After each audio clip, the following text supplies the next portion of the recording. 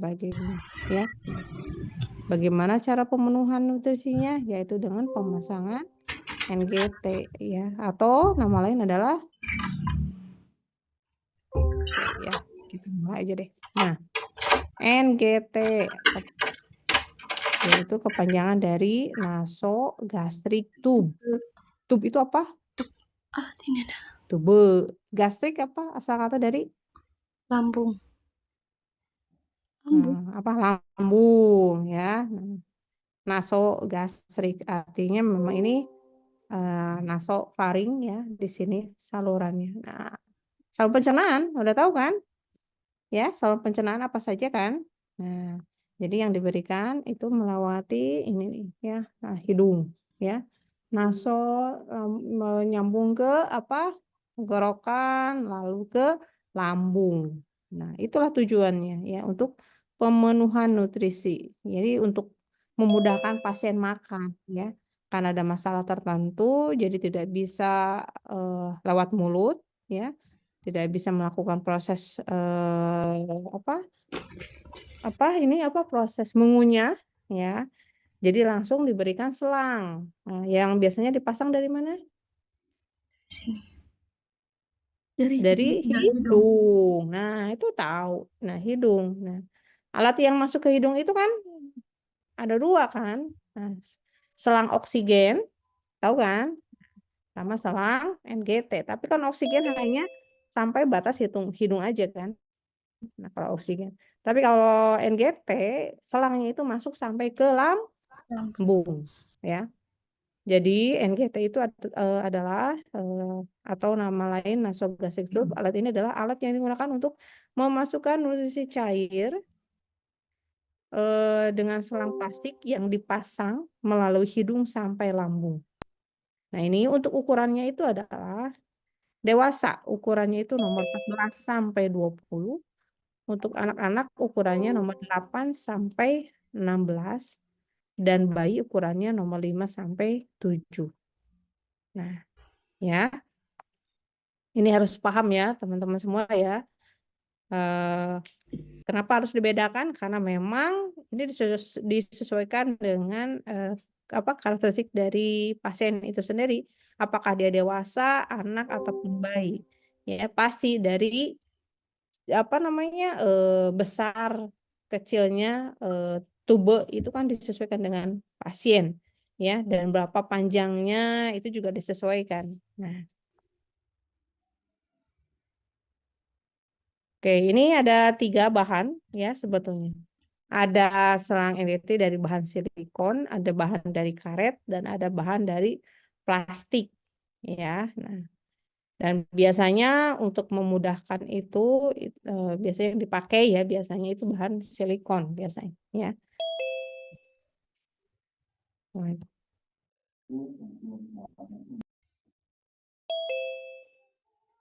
ini indikasinya, indikasi dalam pemasangan NGT, ya. Ada dengan kondisi pasien tadi tidak sadar, ya. Pasien karena kesulitan menelan tadi sudah kita bahas. Pasien yang keracunan, pasien yang muntah darah, pasien pra atau pos operasi esofagus atau mulut, ya. Jadi ini kondisi-kondisi atau indikasi pada pemasangan NGT. Nah, kalau bayi, nah, ya, bayi juga sama, ya. Nah, di mana dia belum bisa masuknya ASI dalam mulut, jadi dimasukkan lewat selang NGT, ya. Oke. Itu biasanya ada masalah di saluran pencernaannya. Nah, ini tujuan pemasangan NGT, ya. Yang pertama, memberikan nutrisi pada pasien yang tidak sadar dan pasien yang mengalami kesulitan menelan, mencegah terjadinya atrofi atau kerusakan jaringan esofagus atau lambung pada pasien tidak sadar, untuk melakukan kembang lambung atau pengusungan lambung pada pasien keracunan, dan untuk mengeluarkan darah pada pasien yang mengalami muntah darah atau perdarahan pada lambung. Nah, jadi salah satunya selain untuk memasukkan nutrisi pada pasien, ya, NGT juga digunakan untuk pengosongan lambung, ya. Jadi misalkan ada pasien yang keracunan, ya artinya lambung itu harus dikosongkan. Nah, dilakukanlah NGT. Jadi di apa namanya disedot, ya. Begitu juga dengan pasien yang mengalami ini pendarahan, ya di lambung, sehingga harus dikeluarkan darahnya, ya. Oke.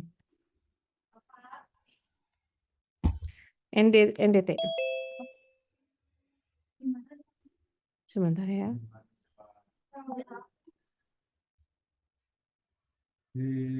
Ada pasien.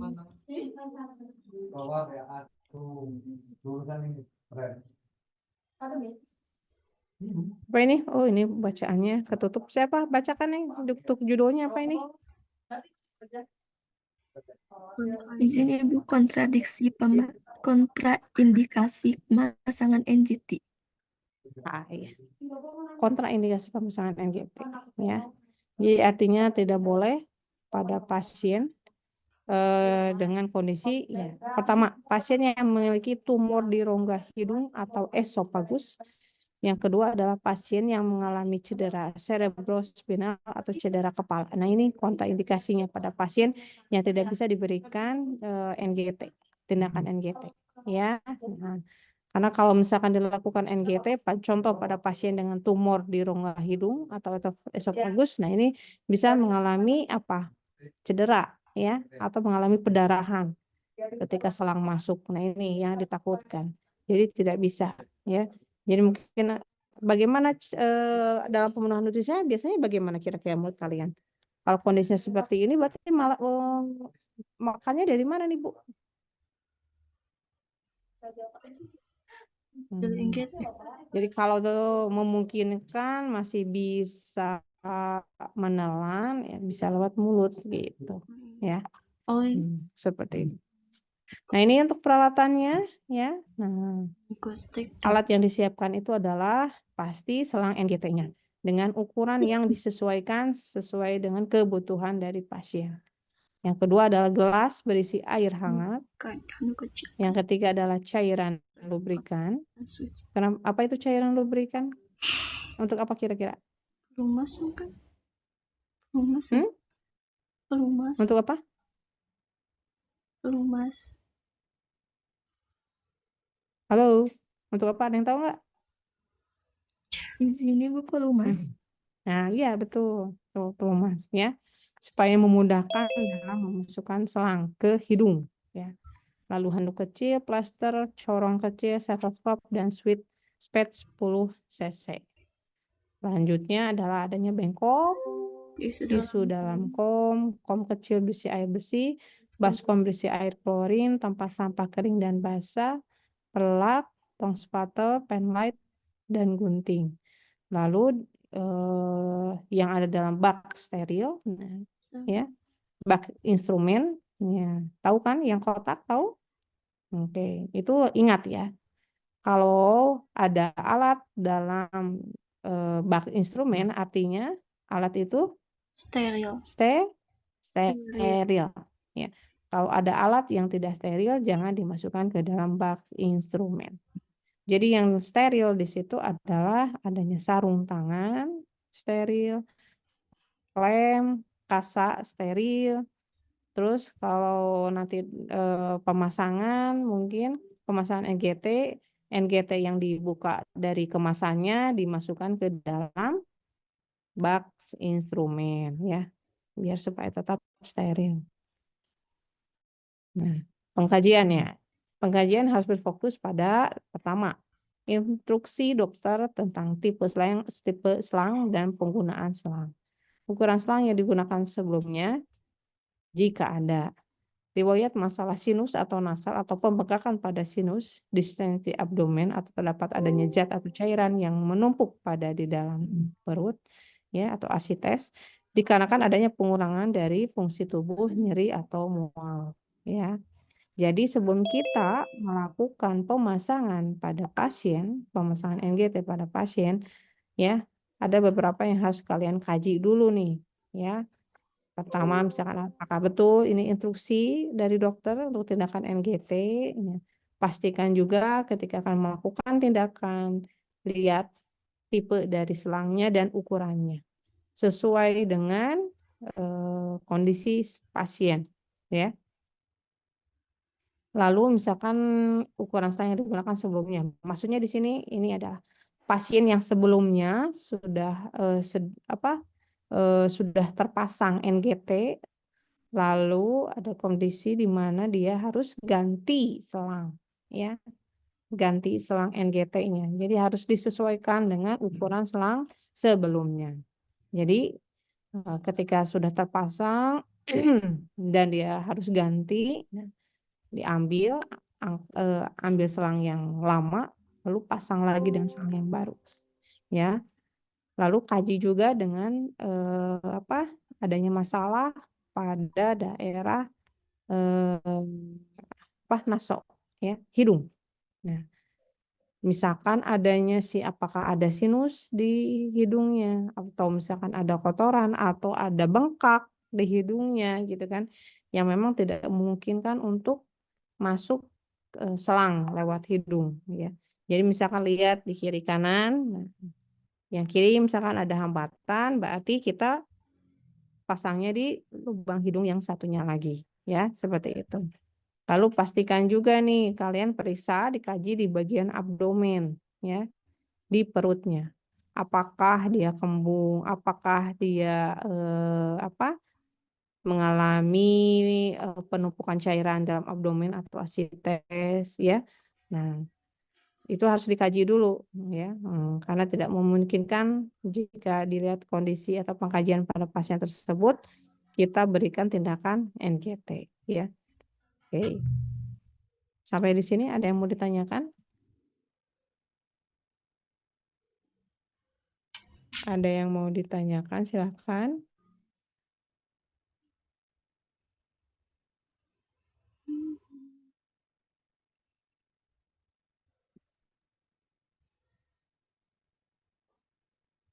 Oke.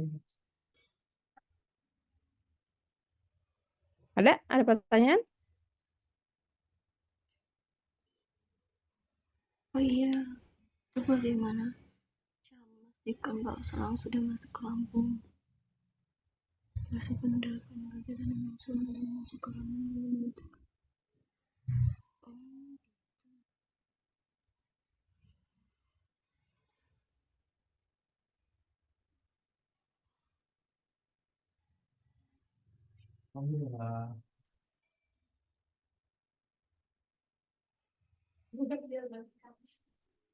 Oke, lanjut. Nah, ini langkahnya, teman-teman, harap diperhatikan karena nanti kita akan demo, ya. Setelah demo nanti kita teman-teman semua praktekkan di sana, ya, di mana? Di lab, ya. Oke. Pertama adalah siapkan peralatan, ya. Pasti ini, ya. Siap alat, siapkan diri, ya. Jadi sebelum tindakan pastikan alatnya sudah siap. Jangan sampai ketika akan melakukan pemasangan, ya, tiba-tiba alatnya nggak lengkap, ya. Itu yang harus dihindari. Pastikan semuanya lengkap, ya, sudah siap, baru kalian bawa untuk melakukan pemasangan kepada pasien. Diri, ya, artinya, nah, kalian juga sudah siap nih diri kalian dari mulai APD dan sebagainya, ya. Nah, cuci tangan jangan lupa, ya. Nah, dekatkan alat pada pasien, beritahu pasien tentang hal yang akan dilakukan, inform consent, ingat ini harus dilakukan, ya, bahwa ini adalah apa tujuan kalian untuk dilakukan pemasangan NGT pada pasien, ya, itu harus dijelaskan kepada pasien, biar pasiennya enggak kaget, ya. Nah, lalu pasiennya yang pertama kali itu adalah bisa diajak kerjasama, makanya, ya, wajib bagi kalian untuk menjelaskan, ya, terkait tindakan yang akan dilakukan. Lalu jelaskan juga nanti mungkin prosedur yang atau langkah-langkah yang akan dilakukan kepada pasien. Nah, itu diberitahu sama tenaga kesehatan, ya. Lalu pasang celemek, nah, lalu cuci tangan biasa di tempat air yang mengalir, lalu keringkan. Atur posisi pasien dalam keadaan semi-polar. Semi-polar itu seperti apa? 90 derajat. Di sini Bu setengah duduk. Nah, duduk. Setengah duduk, Ibu. Semi polar. Setengah duduk, Bukan. setengah duduk ya. Betul? Ayo. Bukan.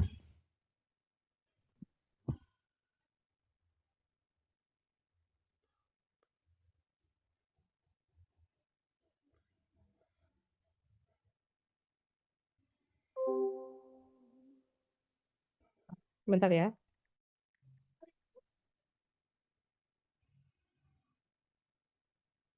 Oh, udah.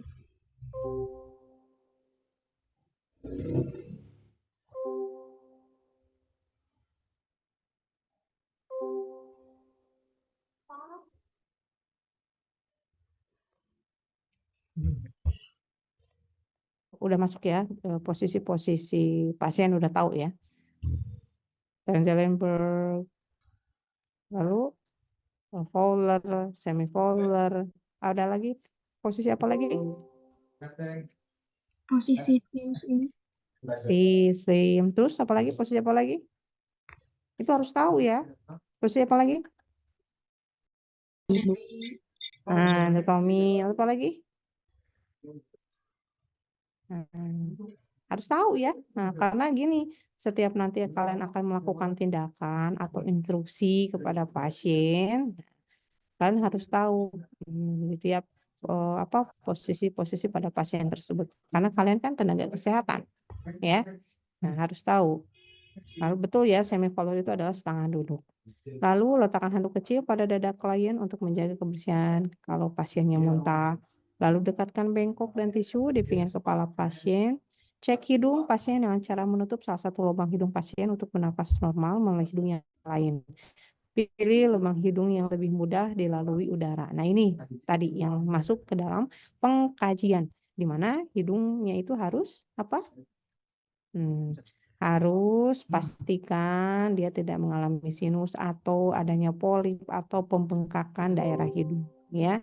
Jadi dan lihat lagi kotoran, ya. Kemungkinan misalkan ada kotoran yang bisa menghalangi masuknya selang NGT pada hidung. Itu harus wajib diperiksa oleh tenaga kesehatan. Lalu selanjutnya adalah pakai sarung tangan. Nah, ukur panjang tubuh yang akan dimasukkan dengan mengukur tubuh melalui dari ujung atas sampai epigastrium, ya. Lalu selanjutnya beri tanda dengan klem. Ya, ini nanti ya akan saya ajarkan bagaimana cara mengukur NGT-nya.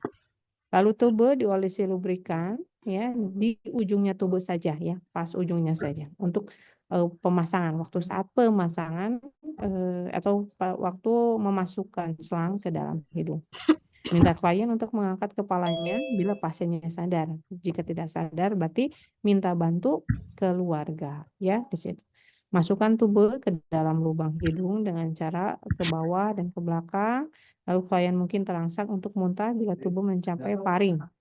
Beri pasien minum air putih hangat. Cek apakah selang sudah benar-benar masuk dengan pen light. Jika ternyata masih di mulut, tarik kembali selang dan pasang lagi. Nah gini, kira-kira menurut kalian mudah nggak ketika selang pas nyampe di paring? Nah, pada paring ini kan ada dua saluran, ya kan? Saluran ke kerongkongan dan saluran ke tenggorokan. Ada saluran yang masuk ke pencernaan dan ada saluran yang masuk ke dalam pernapasan paru-paru. Awas, jangan salah. Ya. Jadi kunci utamanya adalah di paring. Nah, setelah ujung tubuh itu adanya di paring dan sulit untuk masuk kembali, minta pasien untuk menelan. Ya. Ketika kita masukkan tube, nah dan situ ada hambatan, minta Pak klien untuk menelan. Ya. Jadi ketika menelan itu otomatis selang langsung masuk ke dalam tenggorokan. Ya. Lalu, instruksikan kepada klien jika masih sadar untuk tetap menjaga posisi kepalanya agar tetap tegak. Anjurkan klien untuk menelan tubuh ketika anak ini, ya, memasukkan tubuh tersebut. Berhenti jika pasien bernapas. Beri tisu untuk mengelap air mata jika reaksi muntah dan batuk terus menerus. Batuk terus menerus nanti bisa terjadinya sianosis, maka angkat tubuh, ya.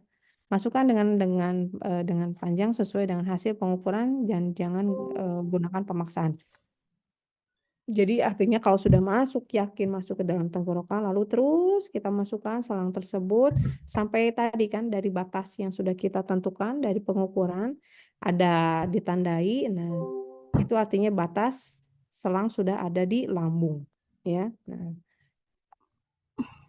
ini periksa apakah tubuh benar-benar masuk lambung atau tidak dengan cara masukkan ujung tube ke dalam kom berisi air. Lalu klem dibuka. Jika tidak ada gelembung berarti masuk ke lambung. Masukkan udara spet 10-20 cc ke dalam lambung sambil mendengarkan dengan stetoskop. Bila terdengar bunyi berarti pipa masuk ke dalam lambung. Kemudian udara tadi dikeluarkan kembali dengan menarik cairan lambung dengan menggunakan spet yang 60 cc dan memasukkannya kembali. Bersihkan cairan lambung dengan memberikan air hangat di gelas dengan bantuan corong. Nah, jadi sebetulnya ini adalah tahap pengecekan. Tahap pengecekan jika sudah yakin selang masuk ke lambung. Nah, dengan cara apa tadi ya? Misalkan contoh ketika sudah masuk selang di lambung, nah pas selang ingat selang tubuh itu harus diklaim ya, dikunci, harus dikunci ya supaya memastikan tidak adanya udara yang masuk ke dalam lambung. Ketika sudah sampai ke lambung, buka klemnya, ya, simpan ujung tubuhnya itu ke dalam kom yang berisi air, ya. Nah, lalu setelah klem dibuka, lihat apakah ada gelembung atau tidak, ya. Jika tidak ada gelembung, berarti itu sudah masuk ke lambung. Tapi kalau ada gelembung, itu berarti masuk ke mana? Ayo. Ternyata pas ujung selangnya ketika kita buka, nah, kan dimasukkan ke dalam kom. Ternyata komnya itu ada gelembung, buk. Itu artinya masuk ke mana? Di sini Bu, apakah ke pernapasan? Iya betul, itu artinya masuk ke paru-paru. Hati-hati, bahaya nanti ya. Nah, kalau ditemukan adanya gelembung harus tarik lagi tuh. Salah berarti kalian masuknya. Ya, itu masuknya berarti ke paru-paru, ke kerongkongan, bukan ke tenggorokan, ya. Nah, hati-hati, makanya harus dicek. Nah, ketika misalkan masukkan ke kom dan tidak ada gelembung, berarti mungkin ini sudah aman nih masuk ke lambung. Tapi kalian ragu-ragu nih, lakukan lagi cek. Yang kedua, yaitu memasukkan udara 10-20 cc ke dalam tubuh tersebut, ya. Nah, sebelum dimasukkan udara, pastikan dulu stetoskop sudah ada di daerah lambung, ya. Jadi kalau pas ketika kalian masukkan udara ya 10-20 cc di lambung itu kan kedengeran apa? Bulb. Nah, begitu. Ya. Kalau sudah kedengaran adanya bunyi apa seperti gelembung di lambung, nah berarti itu sudah masuk nih, berarti betul kita selang tersebut masuk ke dalam lambung. Atau sudah yakin itu ada suara, itu udah coba kalian ambil dengan menarik cairan lambung ya dengan menggunakan spet. Nah, ketika ditarik kelihatan misalkan itu ada cairan warna kuning, maka itu adalah cairan lambung. Nah, itu berarti sudah betul kalian masuk ke dalam lambung. Jadi sebetulnya ini diceknya 3 kali ini ya, pengecekannya 3 kali. Dengan dimasukkan ke dalam kom yang berisi air, dimasukkannya udara, dan yang ketiga adalah diambil cairan lambung. Ya. Kalau sudah yakin itu sudah masuk ke lambung, lalu bilas ya dengan air hangat ya, dengan dibantu dimasukkan dengan corong supaya si selang tubuhnya tetap bersih ya. Setelah dilakukan tindakan, klem lagi si tubuhnya untuk mencegah udara masuk ke dalam lambung. Lalu kalau udah selesai, jangan lupa untuk fiksasi di daerah hidung supaya selangnya tidak ikut ketarik nanti ya. Nah, nanti bisa lepas. Fiksasi juga di leher. Nah, ya. Lalu tekuk ujung luar klem tubuh tutup dengan kasak dan ikat dengan karet ya. Nah, Ataupun juga dengan sekarang mah sudah ada ya si tubenya itu yang ada penutupnya, jadi sudah aman sebetulnya ya, nggak perlu pakai ini ditutup dengan kasa lalu diikat, nggak usah, cukup ditutup saja. Lalu bersihkan alat ya, atur posisi pasien, lalu cuci tangan, lalu observasi ya. Selang NGT maksimal dipasang itu 3 hari ya. Jika sudah 3 hari dia harus dilepas dan pasang NGT yang baru. Tadi yang sudah sampaikan ya. Pengkajian. Nah, kalau mau bongkar pasang artinya kalian harus tahu dulu ukuran dari NGT sebelumnya. Sama dengan ukuran NGT yang akan dipasang ya. Dan ini maksimal hanya 3 hari terpasang. Jika masih terpasang, nah kemungkinan bisa terjadi apa? Iritasi. Infeksi. Ya, oke. Coba bisa bacakan yang di bagian atasnya apa? Ini ketutup. Izin Ibu langkah-langkah pemberian makanan cair lewat NGT. Nah, oke. Langkah-langkahnya ini adalah pertama, peralatan. Tadi kan langkah-langkah pemasangan. Nah, kalau sekarang kalian akan memberikan makan pada pasien. Misalkan yang bidan, jadwal makan untuk Ibu Ani jam 7. Ya. Ini makanannya, oke, misalkan. Lalu, apa yang perlu dipersiapkan? Pertama adalah makanan cairnya, gelas berisi air hangat, tetap harus minum pasiennya ya. Handuk kecil, kasa, plester, dan serbet makan. Klem dalam tempatnya, corong kecil, spet 50 cc, bengkok, tisu dalam kom, baskom berisi air klorin dan tempat sampah kering dan basah. Nah, pelaksanaannya adalah siapkan klien, ya siapkan alat, siapkan diri, dekatkan alat secara ergonomis pada pasien, beritahu apa yang akan kalian lakukan, ya, dan tujuannya untuk apa, jangan lupa, lalu cuci tangan dan keringkan, pasang serbet makan pada pasien, ya. Lalu dekatkan bengkok dan tisu di pinggir kepala pasien, lalu masukkan ujung spet pada selang NGT dan tetap jaga NGT supaya tidak kemasukan udara dengan pasang klem pada tube, buka ikatan, buka klem, ya, beri pasien minum air putih dulu ya yang hangat melalui corong, lalu klem lagi untuk mencegah udara masuk ke dalam tubuh. Lalu setelah itu baru ambil makanan cairannya dan masukkan melalui ini yang kan di spet yang disiapkan itu adalah 50 cc ya. Nah, biasanya karena ukuran cc-nya besar jadi lewat spet ya, disambungkan langsung ke dalam selang NGT. Ditarik bukan ditarik diambil pendorong spetnya ya, ambil pendorong spetnya. Nah, biarkan angkat secara tinggi-tinggi ya si selang NGT-nya supaya cepat turun ke dalam lambung si makanan cairnya ya. Kalau sudah habis lalu dibilas dengan air hangat ya, lalu tekuk, lalu tutup lagi si klemnya, ditukuk, diklem supaya pastikan juga tidak ada udara yang masuk ya. Lalu bereskan alat dan atur posisi klien. Apabila akan memasukkan makanan untuk yang kedua, jangan lupa mencuci dulu spetnya. Jika sudah selesai, aliri selang NGT dan air supaya makanan tidak mengendap di selang karena bisa mengundang bakteri. Nah, ini harus diperhatikan. Jadi kalau sudah makanannya masuk ya ke dalam lambung, jangan lupa untuk dibilas. Jadi dikasih air minum yang hangat. Nah, karena apa? Karena kalau nanti nggak bersih selangnya itu bisa mengundang bakteri ataupun misalkan nanti menjadi kering dan menghambat masuknya makanan selanjutnya. Oke. Sampai di sini ada yang ditanyakan?